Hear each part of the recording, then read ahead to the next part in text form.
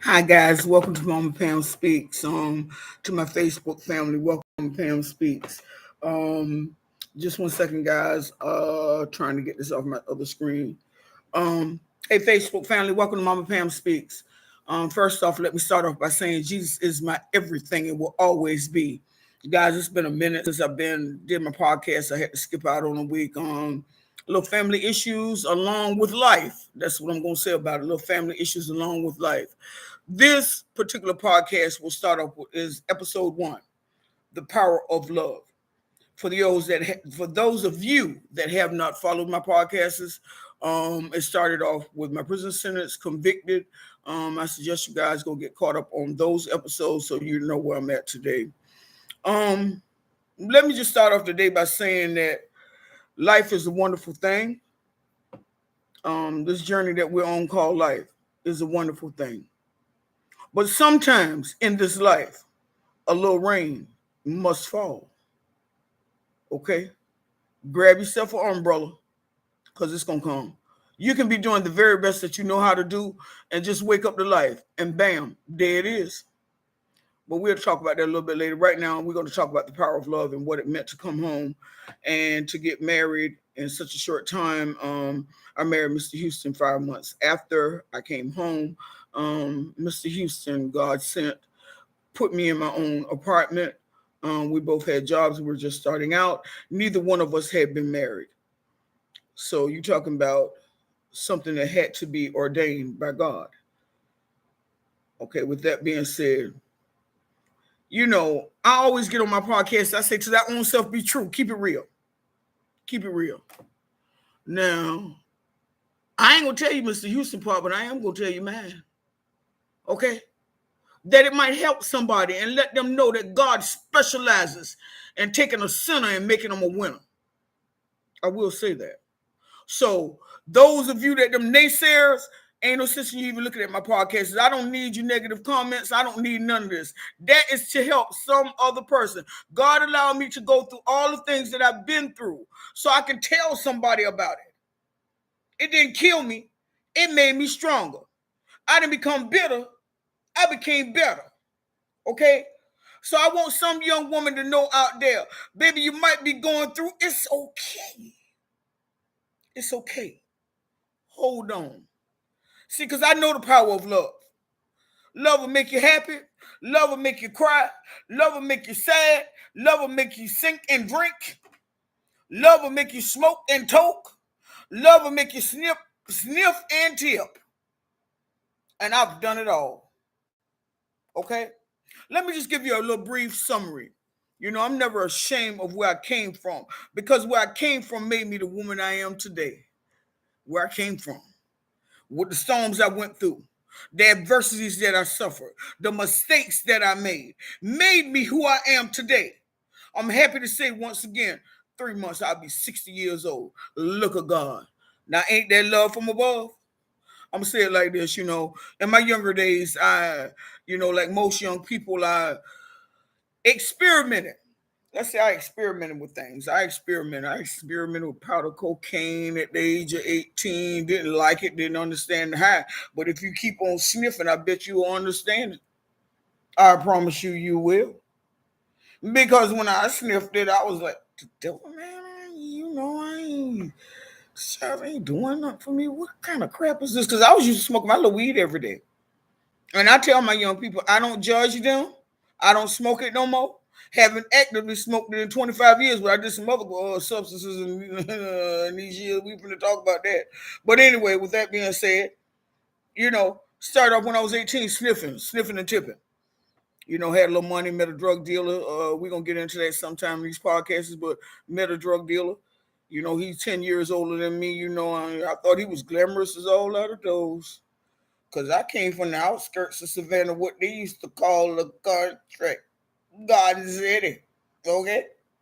So with that being said, I met somebody and he introduced me to drugs, and I started out as most addicts do. As most addicts do, we start off sociable. Mm-hmm. You start off sociable. oh, this is like really cool. I'm just, gonna have a little whiff right now in the club, and I'm gonna dance a little bit and shake it a little bit, and I'll go back in the bathroom and have another little toot. Okay, started off sociable. Later on down the line, it became functional. When I had to leave this particular individual, I stayed with him from the ages of 18 till about 24, 25. I realized that my baby was growing up, and my mom said that he couldn't live with us because we sold drugs. I made a conscious decision to walk away from that money, to go home to help raise my baby, and that's what I did. But now you got to remember, I once was a cucumber, and now I'm a pickle, because I've experienced some things in this life. I experienced some things in this life. So I didn't realize this one thing, that once you become a pickle, you still a cucumber inwardly. Just be the best pickle you could be. So with that being said, talking about the power of love, when I met my husband, oh man, I adored him. I adored him. But the one thing I'm gonna tell you right now is I hadn't dealt with rejection. Now, those 8 and 8 plus those 18 months I did had taught me some things. But I didn't realize that I needed to work on rejection. I didn't realize that. And loneliness and why me, oh my. I didn't realize that. So the enemy was waiting on me. First couple of times I had to be alone, I cried, from the window to the wall. From the window to the wall. Tears running down my eyes. Where you at? What I did? Lord help me. I don't like this feeling. God help me. Eventually I kept right on from that window to the wall, out the door, peeping, till I eventually relapsed. Ain't no sense in lying to you. I eventually relapsed more than one time. I got to keep it real. I get on these podcasts. I say, to thy own self be true. I'm gonna keep it real with you. Relapse more than one time. Yeah. Smoking and toking, sipping and tipping, drinking and sinking. Sometimes acting a fool. Now, did not know Christ? Certainly I did. Certainly I did. I had a relationship with that man. I know that man. I know him personally. And that's why my disease, that's what I'm gonna call it. It is a darn disease, like cancer. If you don't treat that job, you're gonna keep using. My disease was patiently waiting on me, as we say in the fellowship, that it was patiently waiting on me. And because I had fell in love, love is the greatest emotion that can be bestowed on a human being. It's the greatest emotion. And it will also bring on emotional behavior. Okay? I will say that. I will say that. I was so emotional at the time. One of my children had come back home. Our relationship had severed, and I was left in the house alone by myself. Um, Real still skeptical about people and things and places. I hadn't been home maybe about 8, 9 months now, and first time I first time I first time I hey guys, welcome to Mama Pam Speaks. I thought y'all guys was on there. We're in the power of love right now. That's what I'm talking about, the power of love, what it meant to come home. And first couple of months of my marriage, that's where I'm at right now. Sorry guys, I thought you guys was on there. Y'all know I got to say Jesus is by everything. Much love to y'all. Well, yeah, I took it personal. I know that wasn't the space I needed to be in, but the power of love, the power of love. I was in my feelings. I was in my emotions. Everything that I had lost, my mama, my children, even though I'm free now, I'm free. Everything I lost came down on me. Yeah. Here come my enemy, the sidekick, with that stinking thinking. Yeah. You think you so saved. You so holy. Yeah. Then married a man. Yeah, where you at now? So a couple of them where you at now, I had to start smoking and toking, drinking and sinking, sniffing and tipping, and still want God to be the head of my life. You see, so now, my emotions now are twisted. I am real twisted. You know, then we would reconcile our differences. Like I said, I'm not gonna spit Houston's part to you, I'm gonna spit mine. Then we would each time make up, kiss, kiss, make up. And then it would come again. And here I go again. Sniffing and tipping, smoking and toking, drinking and sinking. Now, I'm not going to tell you that I did this daily because it wasn't like that. Even when I was out there in the streets before I met Houston, I wasn't no everyday addict. I was a bench hitter. A bench hitters, I consider us to be the worst addicts. We the one that said we all right. And if I stay clean 6 months and go on a bench for 3 days, I'm really not an addict because I have a job. I take care of my children. It didn't matter. I was out 3 days looking like a fool. Okay? So with that being said, in this marriage, I kept making mistakes. I kept making mistakes, y'all. I kept making them. I kept making them. Because I somehow inwardly, I realized this now. It was not because of love. It was because you still not well, lady. You're not well. You wanted that prison sentence that you did. You thought that had took away all that stuff you had going on in your life. Now you 46 years old. You thought it was gone, huh? Jesus is not going to come from heaven and stop you from sticking nails, powder up your nose or nail crack pipe to your mouth or nail alcohol in your throat. He will give you the tools. Yeah. Yeah. Does he not love you? Yeah, he loved me. Yeah, he loved me. I'm talking about down through the years, we done had 22 calls about Lebanon was paid for. 3 housefuls of furniture, including the one I stay in now, all of it paid for. So he didn't leave me. He didn't leave me. I left him for what I thought was the power of love. Love is a serious thing. Love is a serious thing. I don't know about nobody else because maybe none of y'all ain't never been in serious love, or maybe you ain't never felt what it was like to be in love, and maybe you haven't. Maybe you never had that. You had some issues in your life where you felt rejected or alone or simply why. That's where I was at. Jesus, I know you. Why? Every time I did what I did, it got worse and worse. I mean, mentally. There were times when suicidal ideations came back, and I would go to myself and I question the Father, why? I know you. This is not what I want.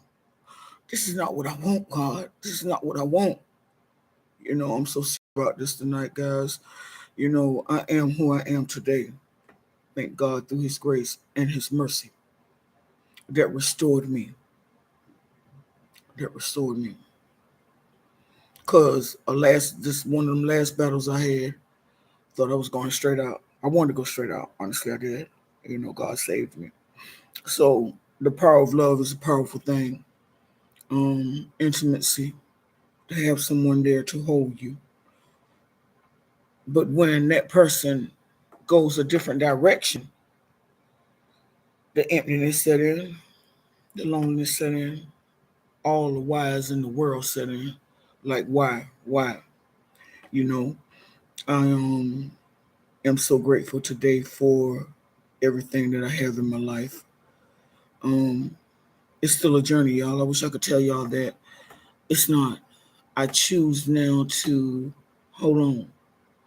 I choose to hold on. Because there ain't no more smoking and toking. It ain't no more sipping and tipping. It ain't no more drinking and sinking. playing with people and places and things, and being heartbroken, being set up every time by the enemy. I was tired. I was truly tired.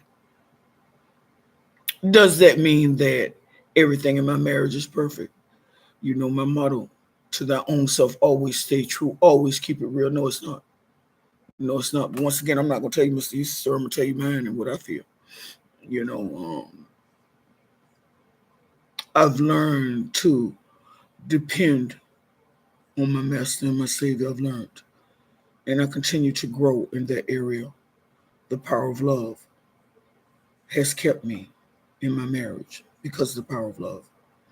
The power of love has kept me loving my children, no matter what they did.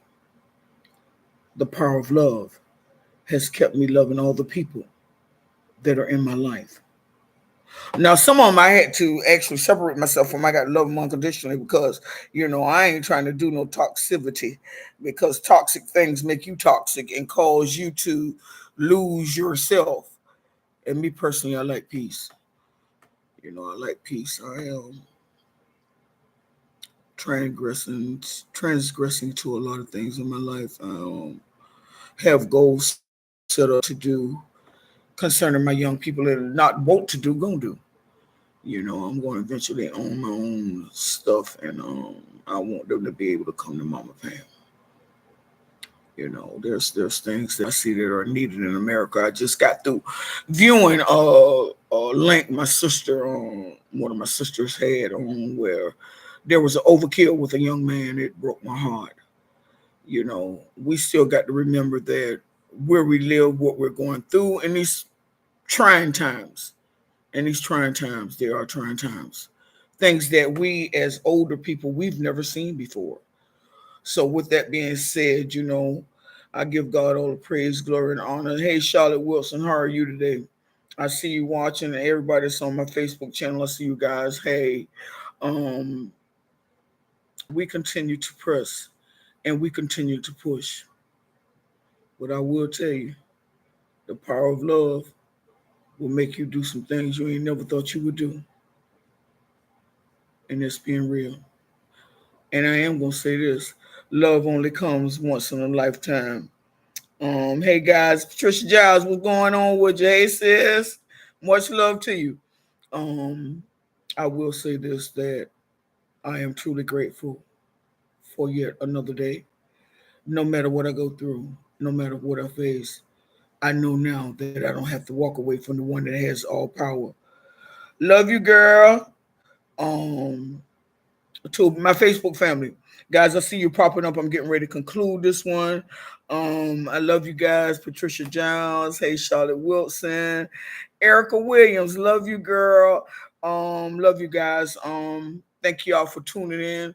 To you guys that have not seen my podcast, go to Mama Pam Speaks. Every episode that I've shot is on YouTube. You're gonna see two different things on there, guys. Hit like and subscribe always. This is to bring young people out. Everybody has a story to tell, and those of you that knew me and knew me well know I got a serious story to tell.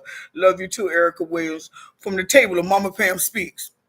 My motto for the day is keep it pushing, press, trust, and pray a lot, because we're living in times that we've never seen before. It's nothing personal that you did. It's called the journey of life. Motto: I'd rather reach for the moon and miss than aim for the gutter and miss. Stay true. Thou can't be false with any man, a night or a day. And that's Shakespeare, y'all.